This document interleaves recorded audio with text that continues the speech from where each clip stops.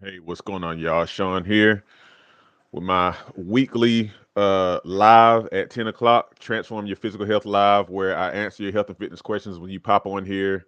Questions about exercise and fitness, uh, even more specifically calisthenics, body weight exercise, cardio, et cetera, because I am a certified personal trainer.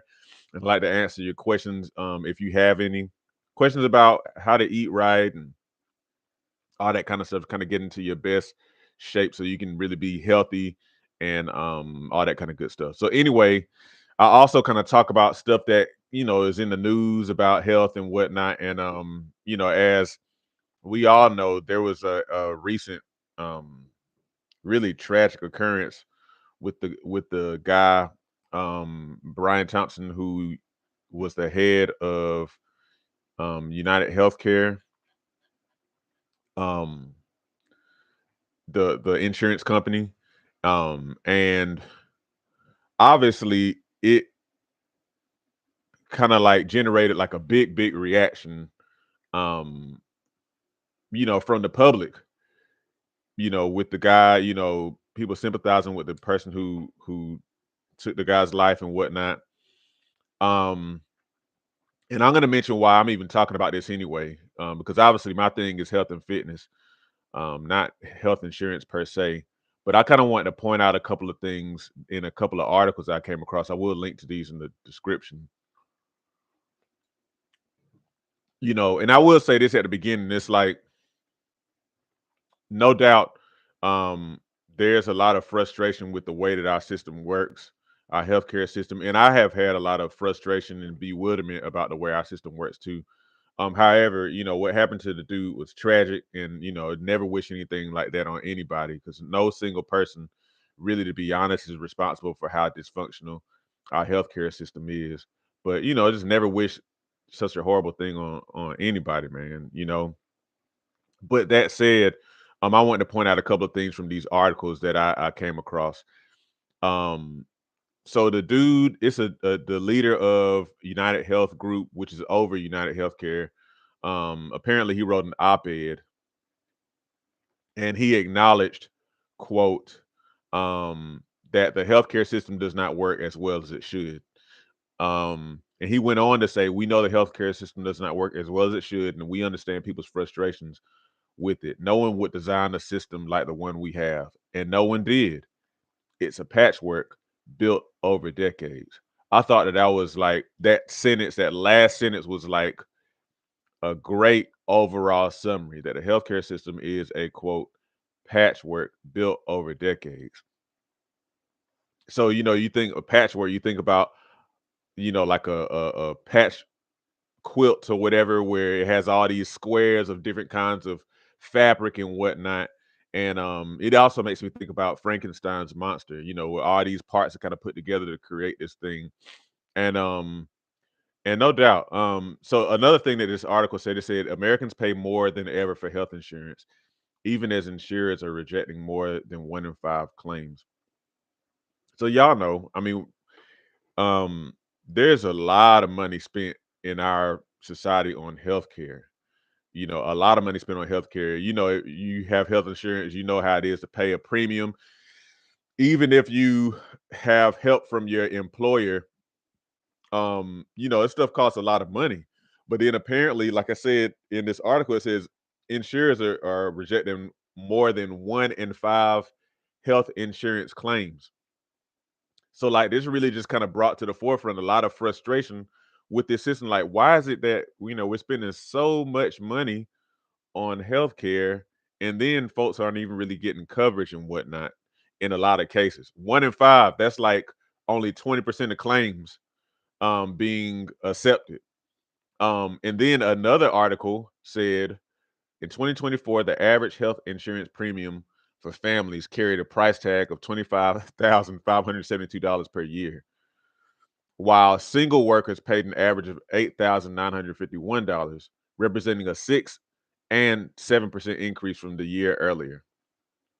That's a lot of money. Now, this apparently was not taking into account people who have employer help to pay for their insurance. Um, but even that was very high. I won't go and try to find that now because I didn't put it in my notes here. But anyway, I say all that to say this.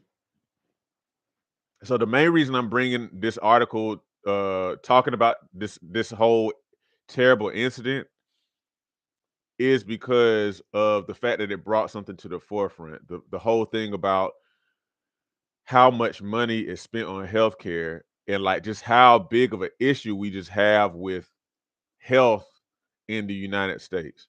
So people are paying a lot of money. The government itself spends a lot of money on health and healthcare, but yet we are inundated with all these health problems. And then even with that, the the system doesn't even quite work to support people a lot of the time. You have to pay for this very expensive healthcare. Um, so here's the thing. My mindset is this, y'all. I am always a proponent. You know what I always say, your doctor is not responsible for your health. You are. And I had an interesting thing happen. If you watch a couple of my shoulder dislocation videos where I talk about when I dislocated my shoulder, I talk about how the day I dislocated my shoulder, I had on my t-shirt that says, "My doctor is not responsible for my health. I am." And then one of the ladies who was in there in the emergency room with me, who was helping with my shoulder, she was like, no, this was at the urgent care. She was like, it looked like that shoulder, I mean, not shoulder, that shirt jinxed you or whatever. And I was trying to explain to her through my pain, like, no, I'm not. My shirt isn't saying anything about negative about doctors. It's not implying that at all. All it's really saying is, for us, it's always been our responsibility to take care of our health. Um, and so the reason why I mention this now is because, even considering just how flawed the system is, no doubt the system needs to be changed. But it's not even just a healthcare system that needs to be changed. It's also the essentially the societal mechanisms that kind of push us into the system. It's like there's so much that's wrong with, like, for example, the food system. It's so much unhealthy food out there, and then, like, our lifestyle. Our lifestyles are so unhealthy. So these things just kind of push us into a Frankenstein system, if you will. And so my mindset always is, the healthcare system works quite well for, like, acute injuries and emergencies and things like that. But when it comes to the things that put us into the healthcare system most, lifestyle related disease, the heart disease and high blood pressure and so on and so forth, obesity, et cetera, et cetera. When it comes to those things, yes, there are things inside the system that kind of push us into the healthcare system to have to get treatment for these different kind of things, and those need to be changed. However, what we have to understand still is that at the end of the day, you and I have a responsibility over what we eat. We have a responsibility over whether or not we move enough, or the way our bodies need to be moved. We have a responsibility over our sleep. We have a responsibility over how we manage our emotion, our stress levels and things like that. It's like, yes, we live in a society that kind of like shapes it. This is where we are, but we still have decisions that we have to make because we are autonomous human beings. So even you so hopefully this is understandable what I'm saying. When it comes to, like, a system like this, really, to be honest, even if the system was really great, this is always what we need to do anyway. So, like, my whole thing is, y'all, let's really, really strive to make sure that we're doing everything that we can do. Now, me, like, I'll go ahead and tell y'all, like, I'm not perfect. Yes, I'm a certified personal trainer. I have this YouTube channel. I post my meals, I post my exercise, all this kind of stuff. But if I'm honest, I still, I don't always do well with, like, stopping eating after 8, which is always my goal. A lot of times it'll be 8:30, and sometimes on the weekend, my wife and I, allow ourselves to have dessert, then it might be we'll eat dessert later. But these are things I need to work on. And sometimes I don't get all the sleep I need. I get somewhere between 6 and 8 hours of sleep a night. And a lot of times it tends to go more so toward 6 and a half. That is okay sleep, but it's not perfect. And I really want to get better. So I'm just kind of being transparent right now and helping you understand I have stuff I need to work on. That said, I'm always a big proponent of us really digging deep and doing everything that we can so that we're not just becoming statistics. Because to not do anything is to almost guarantee that you become like a healthcare system statistic, period. Because it's what we're surrounded by. Basically, it's kind of like a chameleon or any lizard that will change colors according to whatever it's around. It's like that's essentially what we end up becoming in a negative sense. You know what I mean? So like that's why I'm always a big proponent of you and I doing everything we can. Sure, we had to kind of learn that a lot of times because a lot of the knowledge that we used to have as people kind of got lost over time. When conveniences and this and that came along and they were touted as, man, this great technology is going to take us to the next level of health. When in actuality, it didn't. Like I talked about recently, the vegetable oils and all of that, and then even with that, like when I was growing up, when everything was said that if it's low fat, I mean if it has fat in it, you need to avoid it. When it turned out that was not that was incorrect.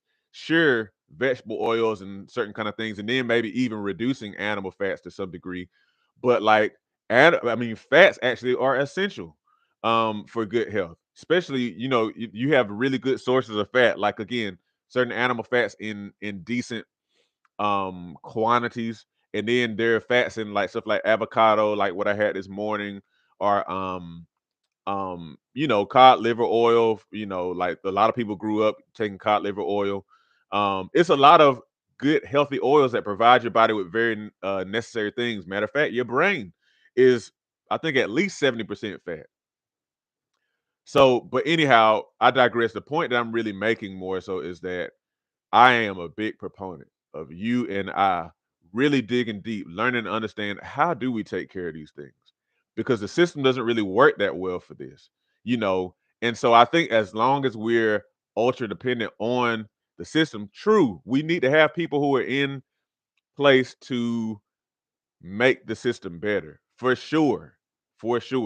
But I'm a cheerleader for making sure that you and I are doing, the first order of business, which is to be fully responsible for our health, to maintain it, to do our very best to not get into the system. I mean, the thing is, you have people who have shown like, being, like living what it looks like to live long and live well, to have a long, as they say, health span, where you live long and you're healthy over your years. They show that that's possible. I love like when I come across these videos on YouTube or these stories um of these people who were like in their 70s, 80s, 90s, even beyond that, who are still mobile, who are still sharp mentally, who are just really living well, and not that they do everything perfect, but like at the same time though, like a lot of times you'll see it's key things like the way that they manage their stress levels. They don't worry about stuff.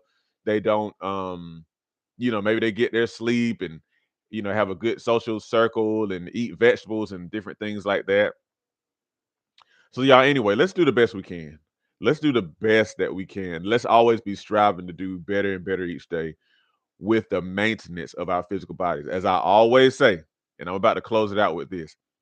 As I always say, the thing you and I need to understand is our physical bodies have fundamental needs, period. And that seems like a duh kind of statement, but just think about it. The reason why it's important to understand that your body has fundamental needs is because we also have to understand that a lot of the issues that we have with health, especially here in our country, are because we are not meeting those needs, because we have forgotten what our fundamental bodily needs are. We may, when we get hungry, we just eat stuff. We don't necessarily eat, as they say, to live. We don't eat according to what our bodies need. And we also don't we no longer really know how to listen to our bodies per se to kind of see what we need. Because sometimes your body will tell you what you need, but we just have lost that intuition because just the way that we tend to think as a society is different. Um, but anyway, that's all I have to say here. I could kind of go on and on and on, but hopefully, something that I've said has kind of sparked some sort of thought. Let me know what you think, in the comments, about not being a statistic or, as a result of being caught up in our systems and whatnot. Like, what do you think about this, about the healthcare system and then your responsibilities as far as like your own health is concerned?